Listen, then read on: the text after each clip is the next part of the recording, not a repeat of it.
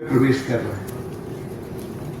मैं इस अवसर पर इस संस्थान के डायरेक्टर राणा सिंह जी का, chief administrative officer Kumud ji का, associate dean CIMP professor Sunil Kumar ji का, प्रोफेसर GK मूर्ति जी का, BGP chairman person CIMP professor S Senapati, FPM coordinator CIMP, मैं सबका अभिनंदन करता हूं। और साथ ही यहाँ जो विशिष्ट अध्यापक बैठे हैं जिन्होंने देश और दुनिया के सेंटर ऑफ एक्सेलेंस जो माने जाते हैं उनसे अपनी पढ़ाई और अपना शोध किया है, मेरे लिए फख्र की बात है कि आपके बीच और इन भारत के होनहार नौजवान छात्रों के बीच आज मैं मौजूद हूँ। मैं आभारी हूँ कि इस अवसर पर आपने इस महत्वपूर्ण संस्थान में आज मुझे उपस्थित होने का मौका दिया।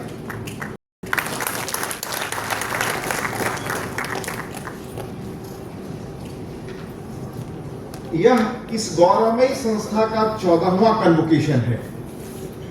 वे विद्यार्थी जो आज के कन्वोकेशन के बाद देश का भविष्य गढ़ने जा रहे हैं, अपना भविष्य गढ़ने जा रहे हैं, उनके बीच होना सचमुच उल्लेखनीय बात है। 2008 में इस सेंटर ऑफ एक्सेलेंस का उद्घाटन हुआ और ये हमारा यहाँ के माननीय मुख्यमंत्री का ड्रीम प्रोजेक्ट था। 2005 में बिहार में सत्ता पाने के बाद जैसे पूरे बिहार के होलिस्टिक डेवलपमेंट में वो लगे, उनमें से एक था कैसे वो नॉलेज में भी हम पुराने गौरव की तरफ ले जाएं और नालंदा के तर्ज पर कैसे बिहार के ज्ञान की रोशनी दुनिया में फैले, उनकी कोशिश थी।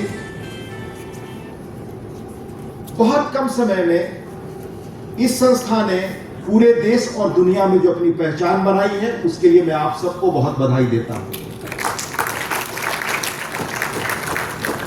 मुझसे बेहतर तरीके से आप जानते होंगे, क्योंकि मैं तो बिल्कुल जब पढ़ा तब आप शायद बहुत सारे लोग उसके बहुत बाद जन्म लिए हैं। गांवों से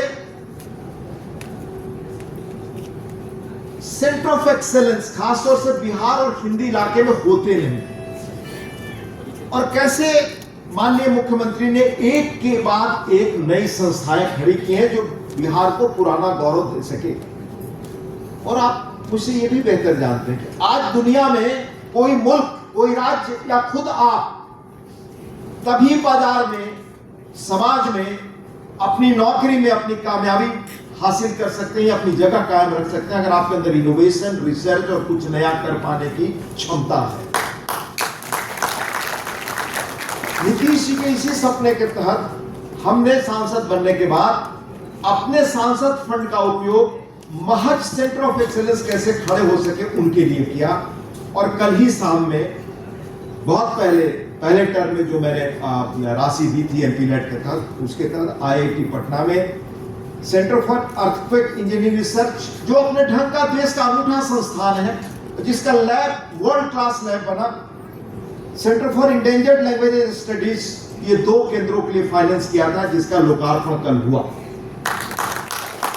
मुझे जानकर प्रसन्नता है कि आपके यहाँ का सेंटर फॉर पॉलिसी और इंक्यूबेशन सेंटर, जो बहुत बढ़िया संस्था है, शायद हॉस्टल यूनिवर्सिटी से आपका अनुबंध हुआ है, जॉर्जिया से अनुबंध हुआ है।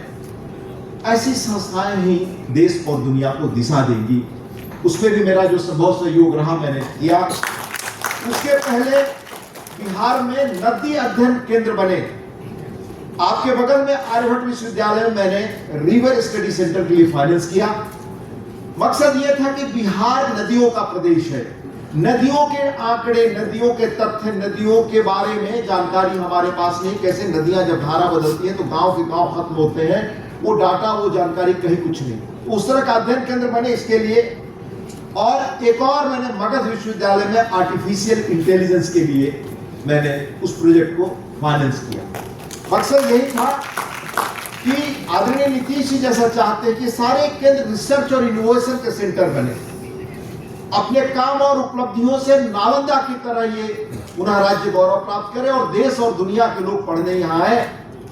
इसी मकसद से ये सारे प्रयास हुए। 2005 के बाद बिहार प्रगति के आज जिस मुकाम पर खड़ा है, मुझे उम्मीद है कि अब आप सभी और यहाँ जो फैकल्टी आपके बड़े एकेडमिक एक्सेलेंस पाए हुए लोग हैं, वो सभी इसको दिशा देंगे और दुनिया में भारत और बिहार अपनी जगह बनाएंगे।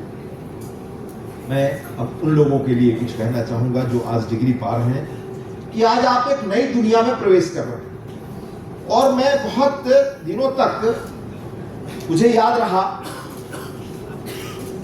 काशी विद्यापीठ एक संस्था बनी इस देश में, गांधी जी ने बनाया। उस काशी विद्यापीठ में दीक्षांत समारोह में देश के पहले दूसरे जो देश रत्न बने थे, उनमें से एक देश रत्न आचार्य भगवान दास, मतलब फिलोसफर पार एक्सेलेंस, उन्होंने लेक्चर दिया और कहा था, उस कन्वोकेशन को उन्होंने संबोधित किया था और कहा था उन बच्चों को, मैं आपसे निवेदन करना चाहूंगा कि आज से आपके जीवन का एक नया अध्याय शुरू करें। पर वो तैत्तिरीय उपनिषद में बहुत सुंदर वर्णन है, जरूर पढ़िएगा।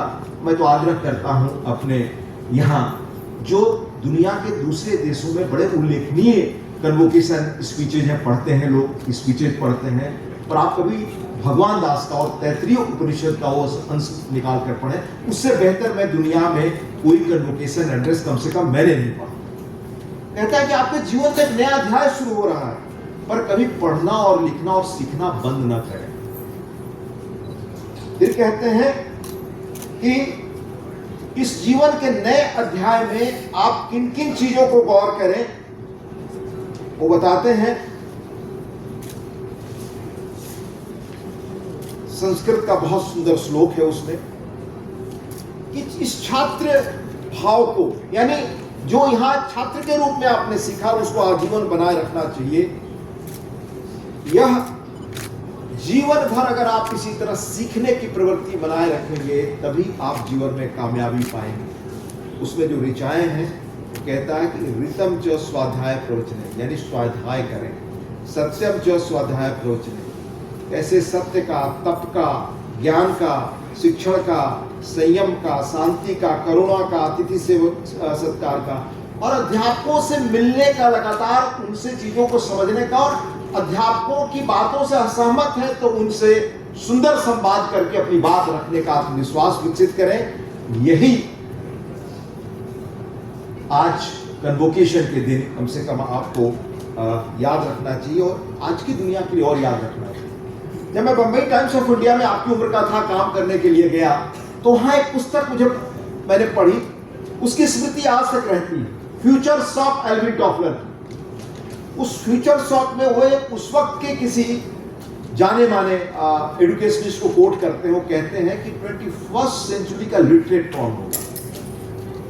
हमारे समय में जब हम लोग बड़े हो रहे थे तो लिटरेट का अर्थ होता था, सरकार अभियान चलाती थी कि एडल्ट लोगों को या जो पढ़े नहीं उनको अक्षर ज्ञान कैसे कराया जाए। पर 21वीं शताब्दी के इलिटरेट कौन होंगे, उस बुक में स्टीव जॉब्स ने कहा, एल्विन टॉफलर ने कहा कि वो लोग होंगे जो बदलती दुनिया, बदलती चीजों से अपने को अपडेट नहीं करेंगे और पुरानी चीजों से, पुराने ज्ञान से, पुराने अर्जित अपने अनुभव से चिपके रहेंगे। यानी लगातार जिस ताकत, जिस त्वरा, जिस गति से दुनिया बदल रही है, उसके अनुसार अगर आप अपने को अपडेट नहीं करते तो आप लिटरेट नहीं माने जाएंगे। ये बात उस व्यक्ति ने लिखी। 80 में जब हमने उस पुस्तक को पढ़ा तो मुझे यकीन नहीं होता था कि आने वाले 15-20 वर्षों में दुनिया इस कदर बदल जाएगी। वो और उनकी पत्नी दोनों ने मिल करके 3 किताबें लिखी थी उस वक्त, हेडली टॉफलर, उन्होंने, कि दुनिया कैसे टेक्नोलॉजिकल एज में जा रही है, दुनिया में परिवर्तन की क्या गति होगी। आपने बाद में युवाल हरारी की पुस्तकें पढ़ी होंगी कि चेंज का जो रेट है आज की तारीख में वो कैसा है।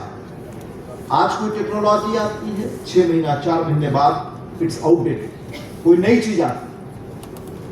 अगर इस फियर्स कंपटीशन में अगर आप अपने को इनोवेट नहीं कर सकते, अपडेट नहीं कर सकते, तो जो समाज नहीं करेगा उसका रेलेवेंस नहीं रहेगा, जो देश नहीं करेगा उसका रेलेवेंस नहीं रहेगा, जो विद्यार्थी निजी तौर पर नहीं करेगा उनका रेलेवेंस नहीं रहेगा। इसलिए मैं आपसे अर्ज करना चाहूंगा कि जो तैत्तिरीय उपनिषद का हमारा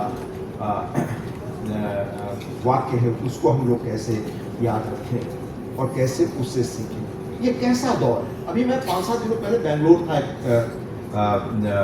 पार्लियामेंट्री इंगेजमेंट में, एक सिर्फ शहर कर्नाटक का वहां की टोटल इकोनॉमी में लगभग 43.65% यानी 44% का एक शहर योगदान देता है। आप टेक्नोलॉजी में रुचि रखते होंगे या आज की दुनिया कैसे बदल रही है पढ़ते होंगे तो 10-15 वर्षों पहले दुनिया के मशहूर पत्रकार थॉमस फ्रीडमैन की किताब आई जो न्यूयॉर्क टाइम्स में थे, द वर्ल्ड इज फ्लैट। यानी किस तरह तब बेंगलोर उभर रहा था। कोई जरूरत नहीं कि सिलिकॉन वैली में बैठकर आप काम करें, वो काम यहां से और बेंगलोर इधर का सिलिकॉन वैली बना। मैं बहुत संक्षेप में आपको चीजें बता रहा हूं। उसी तरह